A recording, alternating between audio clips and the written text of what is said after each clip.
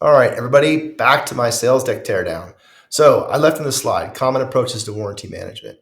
This is the slide that I use to kind of ask questions in terms of, here's the three common solutions. What do you use? And strike up that conversation. Now, what I do want to get agreement on in this slide is the benefit of that approach and then the cost of that approach. And I'm hoping to hear a little bit around the cost that they're feeling. And I often ask, what do you love about it? What do you wish could be fixed? If you had a magic wand, what would you do? And that starts to give me some insights into the pain that they're feeling with respect to the current and common approaches to solving the problem. Now, when I take that slide, the next transition is, here is the impact of the common approach to solving that problem. And so when I start in the left and I talk about this compounding issue that continues to persist around defects origination and defect management. So things you cannot do in the current approaches is that when you go to identify, deflect, or educate the issue, you realize that you're incurring expensive trips. And because you've got a cost to that data, often it's done at the, it's done, either infrequently or rushed, et cetera, because you've got many more things to do.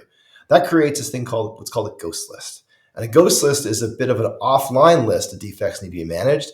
And those offline lists are incredibly risky for builders because the builder doesn't learn about the consistency around errors that are happening in the field. What happens is that ultimately a material is failing or a supplier is not doing their job or some workmanship is occurring. And those issues persist or tend to persist in development by development. And so it's the builder doesn't have that data and they can't go solve that problem. So then defects persist.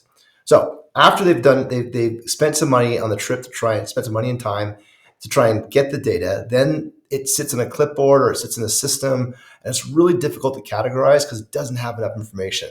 When ultimately you may go talk to the supplier, talk to the installer, talk to the trade, and they're going, I need more information. So then it's back to the customer again. You're back around the flywheel to get more data and cycle back and forth. All this is incurring a ton of expense, and a ton of cost, and a ton of time. These are and then you move into the action of following up the issues. So because of these two first parts, you've got tough data and it's hard to categorize. You end up with this delay in resolving the issues. So 48 hours, 72-hour time to action, which results in 70 to 80% of your time just doing data entry, cost, and coordination, and you end up with an overworked team. Imagine your customer care team only spends 20% of their time in front of the customer. Every other minute is doing data entry, replicating things, and following up. It's a tough gig.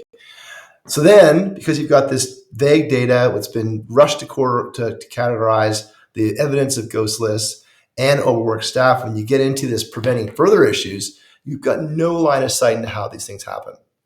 And so the absence of data starts growing the backlog, starts persistent deficiencies in the new builds or the builds that are going on at the same time, and then you end up with staff turnover. So all the legacy memory of what was going wrong and why it was going wrong is gone because the overworked staff is now turned over and gone somewhere else.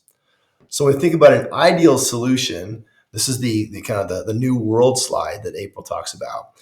It's about being able to do all of this in real time, with very limited trips costs, easily detailed data capture, zero ghost lists, categorize issues in real time. So the data is captured in the field and ready to process almost practically instantly. Zero clipboard data because you've made it really easy for the guys in the team in the field to be able to enter the data. And you have automated coordination. So all of a sudden, click, click, clack, things starts coming together as the data is processed. And you're looking at a world where you're imagining one-touch tickets. So a case comes through, one touch to be able to do it because the data is so good, now you can automate it. Now your action resolution time really cuts down. So you go from that 72 hours to like below 15 minutes, 10 minutes to be able to process these things. 80% of the time is now customer facing. So imagine the customer experience you could deliver if you're delivering 80% of your time is engaging with your customers.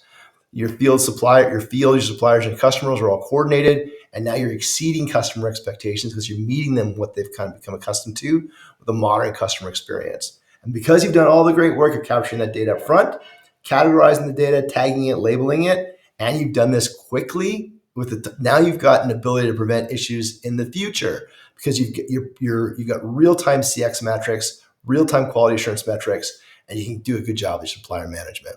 So those are my two slides. That was kind of a recap on the last slide, the impact of the current approaches, and then my conversation about an ideal solution. Any feedback's appreciated. Thanks a lot.